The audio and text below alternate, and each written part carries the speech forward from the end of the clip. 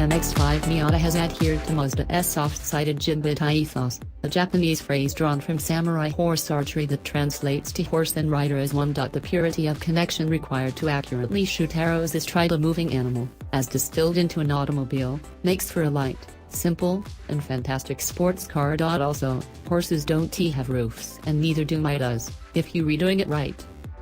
Mazda has never built a true Miata coupe, the closest examples being a couple of Japan market fixed hardtop conversions and the power retractable hardtop, PRHT, introduced on the previous NC generation. Perhaps the closest yet is the Mazda MX-5 Miata RF we just drove, even if it really is an extension of the PRHT branch of the family tree. To put a finer point on the RF, its closest current analog just might be the far pricier Porsche 911 Targa, being a demi-convertible with a similarly functioning top mechanism.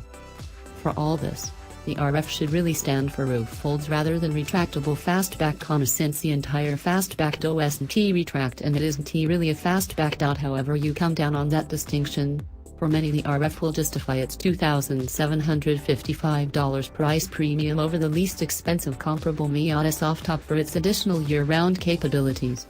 The RF isn't available in the base sport trim, coming only in Sporty Club and luxury-minded Grand Touring Spec GT to GT. The difference is $2,555. The RF is notably quieter inside than the cacophonous Roadster, at least with the top praised. Thanks to a thick headliner, it reduces headroom by 0.6 inch, according to Mazda, and sound deadening material added to the top of the transmission tunnel. Nary a squeak or rattle came from the mechanism during our drive, either.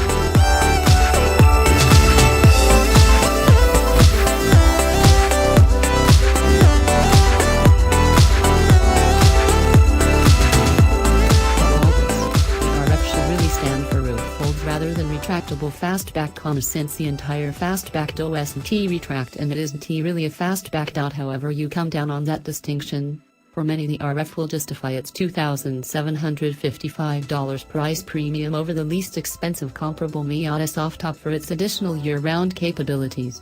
The RF isn't available in the base sport trim, coming only in Sporty Club and luxury-minded Grand Touring Spec GT to GT. The difference is $2,555. The RF is notably quieter inside than the cacophonous Roadster, at least with the top praised.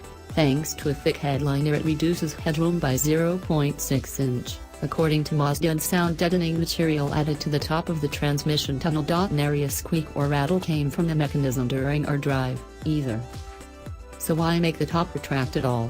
That's a good question, one that Mazda itself grappled with internally. There was consternation over whether to do another PRHT or to create a proper coupe, with many among Mazda's ranks opining that a retractable top of some sort is critical to the Miata's image. A1, and the company believes the RF will garner about half of all Miata sales, as did the PRHT. Plus, the RF looks incredible.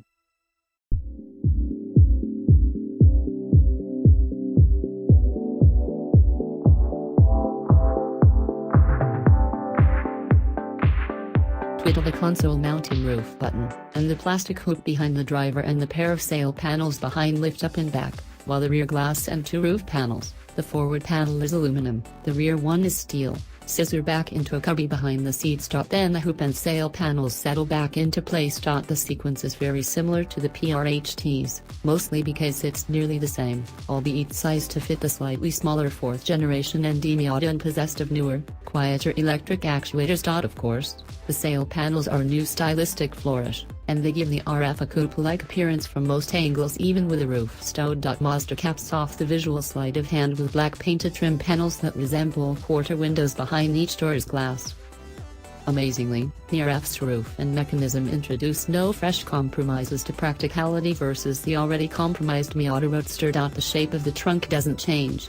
The opening is the same size, and volume there shrinks by a paltry 0.1 cubic foot owing to the relocation of the owner's manual to the trunk. The Miata thus remains capable of, barely, carrying two soft-sided carry-ons, and the cockpit still is high for anyone over 6 feet tall. The Targa-like coupe does create considerable blind spots, similar to those in the Roadster with the top raised, and since it's always a place you may find yourself relying more heavily on the standard blind spot monitoring system,